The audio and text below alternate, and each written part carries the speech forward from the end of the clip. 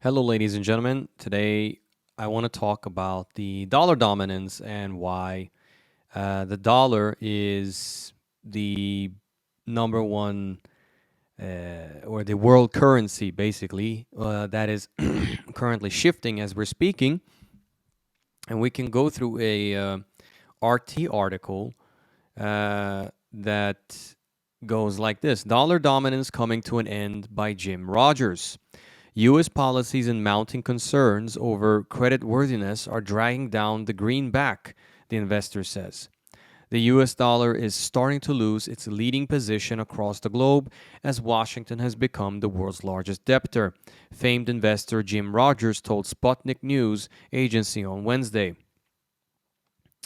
The co founder of the Quantum Fund noted that more and more countries are growing hesitant about the greenback as deep reliance on its use can lead to various problems. Many friends of America are moving, trying to find something to compete with and ultimately replace the US dollar, Rogers said in an interview with the Russian outlet. According to the investor, an international currency should have an absolutely neutral status, and the lack of neutrality demonstrated by the White House, along with growing concerns over U.S. creditworthiness, have deprived the greenback of that quality.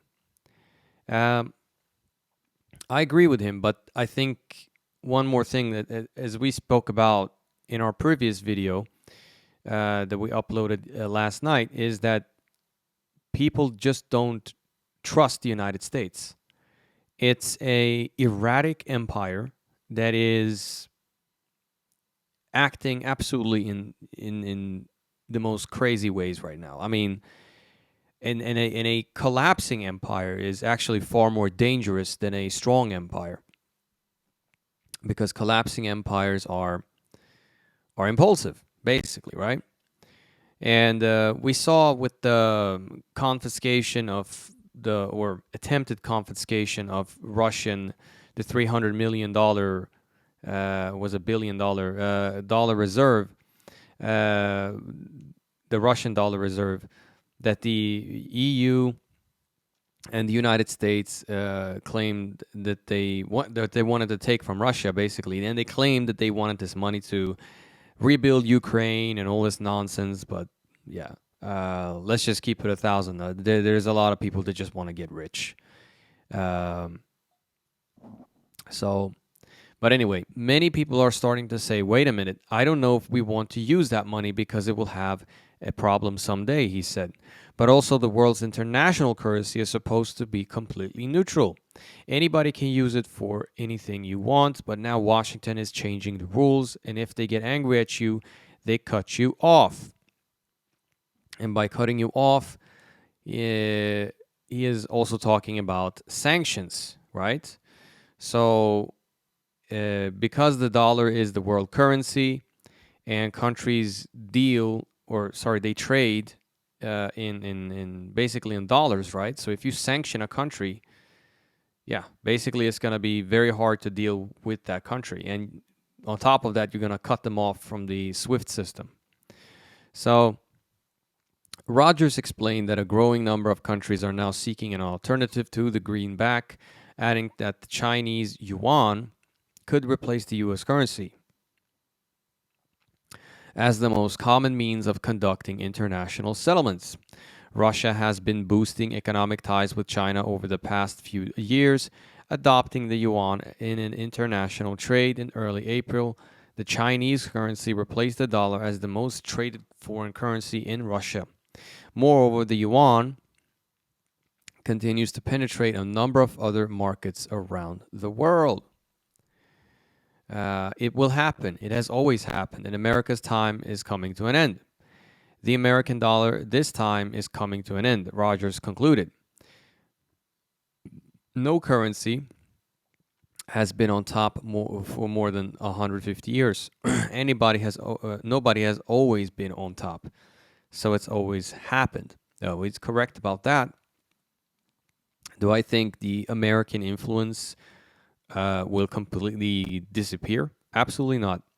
I don't think that the dollar will completely disappear either. But as a dominant currency, definitely it will disappear.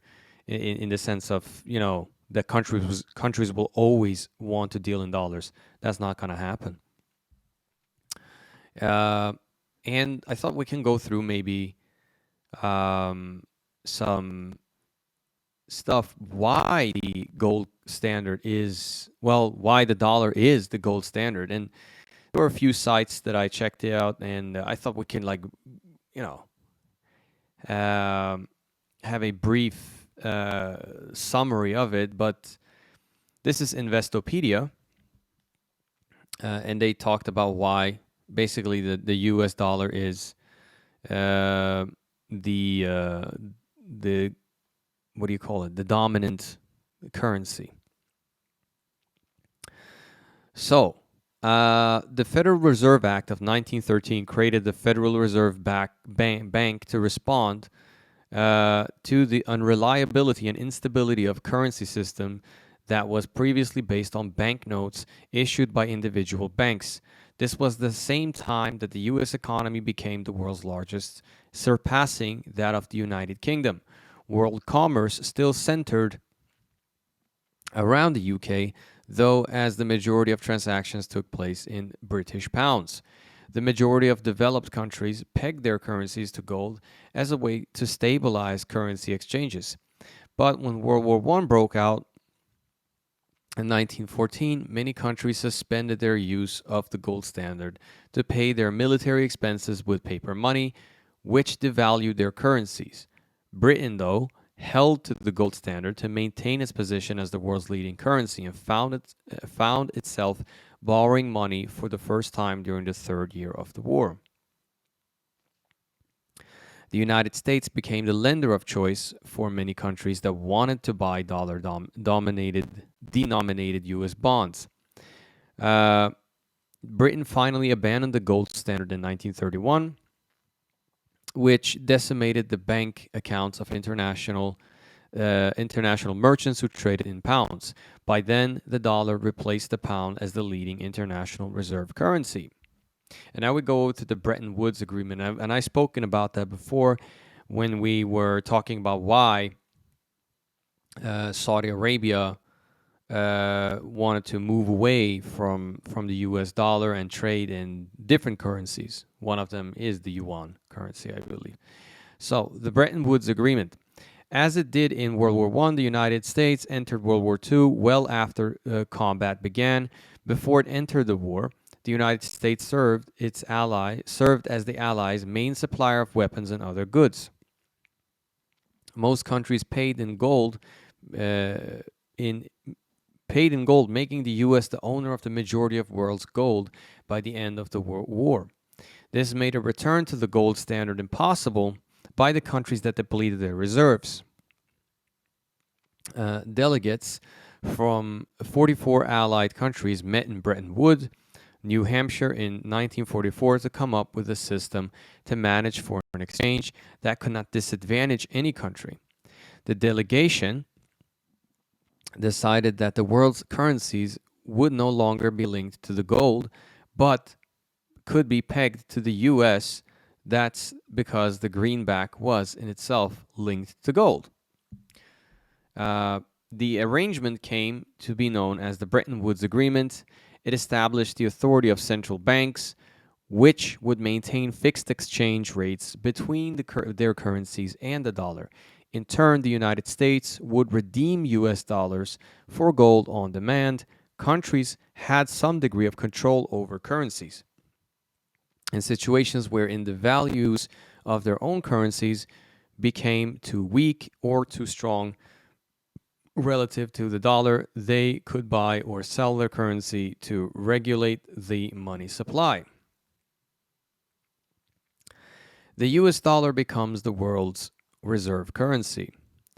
The US dollar was officially crowned the world's reserve currency and was backed by the world's largest gold reserves thanks to the Bretton Woods Agreement. Instead of gold reserves, other countries accumulated reserves of US dollars. Needing a place to store their dollars, countries began buying U.S. Treasury securities, which they considered to be a safe store of money. The demand for Treasury securities, coupled with deficit spending needed to finance the Vietnam War and the Great Society domestic programs, caused the United States to flood the market with paper money. With growing concerns over the stability of the dollar, the countries began to convert dollar reserves into gold. The demand for gold was such that President Richard Nixon was forced to intervene and de-link the dollar from gold, which led to the floating exchange rates that exist today, although there have been periods of stagflation, which is defined as high inflation and high unemployment. The US dollar has remained the world's reserve currency. So, and I'm going to end it there. You can read it yourself, but I think the explanation was very good. I thought we could read it as a summary to why the dollar is the world currency and why the United States can actually print so much money is because of this reason, right? Secondly, the leaders who have traditionally want to use other currencies have usually been deposed and killed. One such case was Muammar Gaddafi, the former Libyan leader, who in 2011 was at the forefront of a NATO invasion or NATO intervention. And the excuse at the time was that Gaddafi's forces was about to massacre a bunch of people in Benghazi. He had paid a bunch of sub-Saharan African mercenaries to, kill Libyans and rape, Arab Libyan women. And this is a sensitive thing in the Arab world, by the way. There is a shit ton of racism. Let's not forget that. And they spread this view in media, and despite that, a large portion of Libya's population is considered black. It was a whole bunch of different lies that they spouted in order to justify the 1973 UN resolution regarding a no-fly zone over Libya. Right?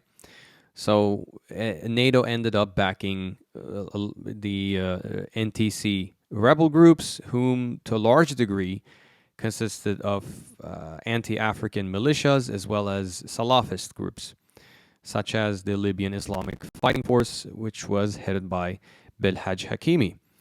And one of the most famous anti-African or anti-black brigades was the Purging of Black-Skinned Slaves brigade from Misrata, which ethnically cleansed the black Libyan city of Tawerga.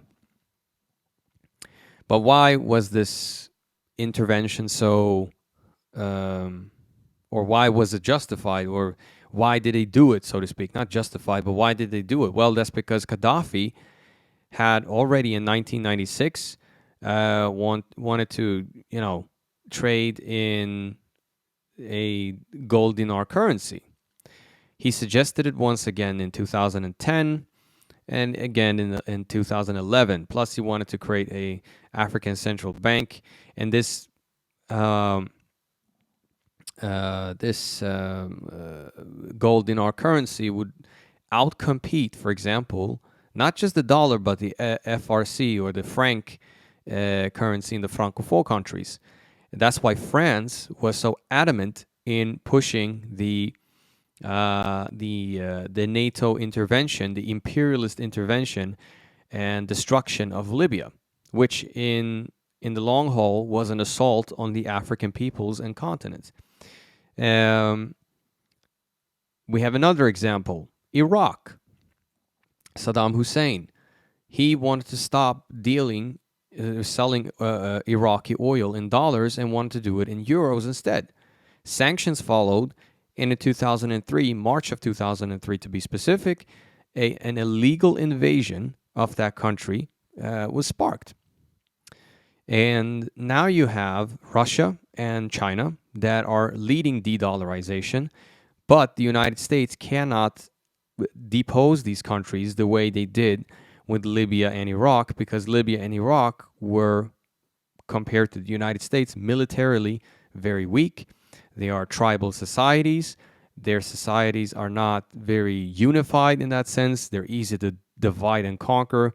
You can use religious and ethnic and tribal politics to pretty much pit the different ethnic groups or tribes against one another. And in regards to China, perhaps, they have been trying to do that with, for example, the issue of Tibet, or the alleged so-called genocide in Xinjiang, which we have spoken about before. But the so-called genocide on Uyghurs have been debunked. the the birth rates of Uyghurs are way higher than that of the Han Chinese. They use their own currency and with their own language on it. The Chinese government have built approximately 30,000 different new mosques in Xinjiang.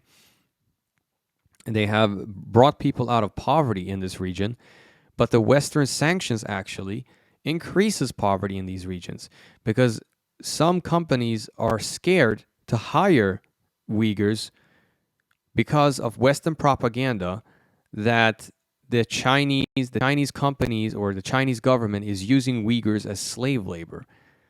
And yes, it is true that in China they have de-radicalization programs where there are some Uyghur extremists. There are legitimate security concerns in Xinjiang. For example, the East Turkestan Islamic Movement, ETIM, was recently taken away from the list of terrorist organizations by the Trump administration, right? These people, the ETIM, have been fighting in Afghanistan. They have been fighting with ISIS in Syria, and I believe in Iraq as well. So they are not to be underestimated. They are a force to be reckoned with, historically speaking, since the 1990s.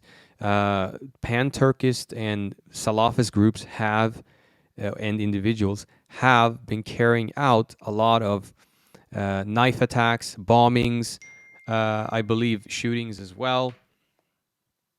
And so, yeah, that's how it is, ladies and gentlemen. Sorry about that. I want to tell you that a lot of this propaganda that you see against these countries, I'm not saying that there aren't legitimate issues in these countries, obviously, but when Western media and human rights organizations speak about that, it's usually to make sure that the softening up the public for a war of some sort, either a direct confrontation, maybe a proxy war. I mean, we have spoken about the different Rand Corporation papers that have openly talked about, for example, destabilizing Russia as well. Carving it up in different republics, and something that Hitler wanted to do as well, and NATO. Let's not forget that NATO also, through Operation Gladio, absorbed a lot of fascists and Nazis in their ranks, and and Nazi ideology is inherently anti-Slavic. It's anti-Russian. That's why it always amazes me when I see Polacks, Russians, Ukrainians, and other Slavic people that so badly like this ideology and glorifies it, and so forth. So the destabilization of these countries have not succeeded because they're strong militarily. They have strong central governments. They are not tribal or as tribal as many African and Arab and maybe certain Central Asian countries are. They are long civilization states, i.e., they weren't basically carved up by former colonial powers in the same way as maybe many African or Middle Eastern countries have been done. The United States has historically always been they've always liked to sort of invade or directly militarily confront usually very weak countries. But obviously, with time, they have started to use a lot of proxies. We see this for example, in both Libya as well as in Syria, where they have armed, for example, the FSA, the Free Syrian Army, which had a lot of Salafist and Al Qaeda ranks in it. Um, we saw that in Libya, as we spoke about before, and we to a certain extent we see it against China in different fronts. For example, in Burma or in Myanmar, where there is a low intense war against the government of Burma because the military junta rather want to have Chinese investment in Burma, in Myanmar, rather than the West. Aung San oh god damn it, I forgot her name. But the former leader of Burma, who was deposed in a military coup, was because she basically sold her country out to the Americans, and she has directly been sponsored by the NED. Um, oh, let's not forget Hong Kong. The NED have violently been sponsoring violent protests in Hong Kong, where they have used Molotov cocktails and openly, you know, uh, basically inflamed people, right? They've been pouring gasoline on them and put them in flames, crushed their heads with stones. I mean, it's horrific stuff. These color revolutions are a result of American soft power support. We saw this in Maidan in Ukraine as well. And the reason for these, for example, like Open Society as well, which is ran by George Soros, these protests sometimes and many times, they even have legitimate reasons, right? But they usually use a legitimate reason to destabilize a country. That's how usually the textbook is for the color revolutions that we see, and they are obviously there to secure dollar dominance, to secure U.S. hegemony across the world. So that's how it is. And what's really sad about it is that European leaders are actually happy with being vessel states for vessel states for the United States. There's not a lot of opposition to it, with the exception of maybe Hungary and maybe Serbia, but even they are pushing to join the European Union. And so there's very little resistance to that. And one of the reasons they also are surrounding China is because, besides the whole currency issue, China is surpassing the United States and the West in general when it comes to science, technology, and GDP and all this stuff, right? And they don't like that. Ironically, though, the Western countries are the ones who pretty much invested in China, right? They are the ones who came there to invest when Deng Xiaoping opened up and said, hey, you can pretty much exploit our cheap labor while we get access to your technology.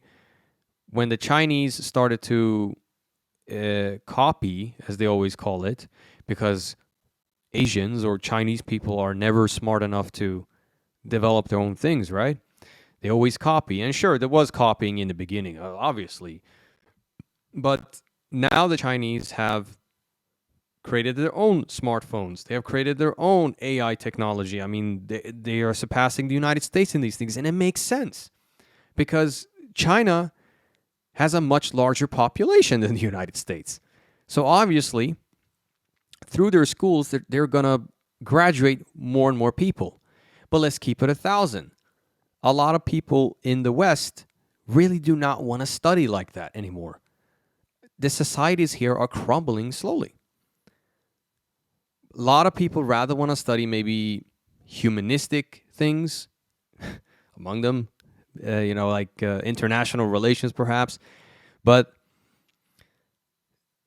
then we can't sit here and moan about China surpassing us. I mean, even if you look at Chinese TikTok, it's way different than many Western countries where you see a bunch of dumb girls doing stupid dances or young boys doing, I don't know what they're doing on there, but lame shit nonetheless.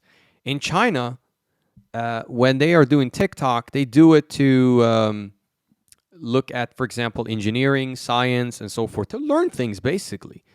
So that's the difference between Western TikTok. Well, TikTok is Chinese, but I'm talking about the Western, for the Western audience, what's exposed here, basically, and the Chinese version of TikTok.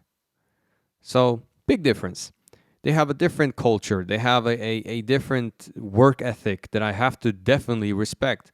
So that's why China is surpassing as well. And, China hasn't used neoliberalism to develop its country. They still have a strong state that has a lot of state control. Even in the private sector, the Chinese government is on it. They have had a lot of anti-corruption cases and stuff like that. So yeah, the Chinese don't play anymore, and the whole war against Russia and the whole Ukraine debacle is an extension of war against China. They want to surround China. They want to make China weak, and that's why they're using the whole Taiwan issue. Let me remind people that the United States recognizes Taiwan as a part of China. Even the Kuomintang government, who grabbed power in Taiwan, never said they wanted an independent country. In fact, they claimed to be the de facto rulers of all of China, of mainland China, that is to say. So let's keep that in our minds when we speak about Taiwan. And the majority of people in Taiwan are not for an independent country. They are happy with the system there is that's in place, and they don't want a war. And I hope to God we don't get a war. But there has been talks about a war against China around 2025 or 2027. But we will see if if the NATO powers will be able to carry that out, because, well, they have exhausted a lot of their reserves, military reserves, and material in Ukraine. And there is just right now, I saw a RT article here. It says economic NATO needed to counter China. Liz Truss is talking about this.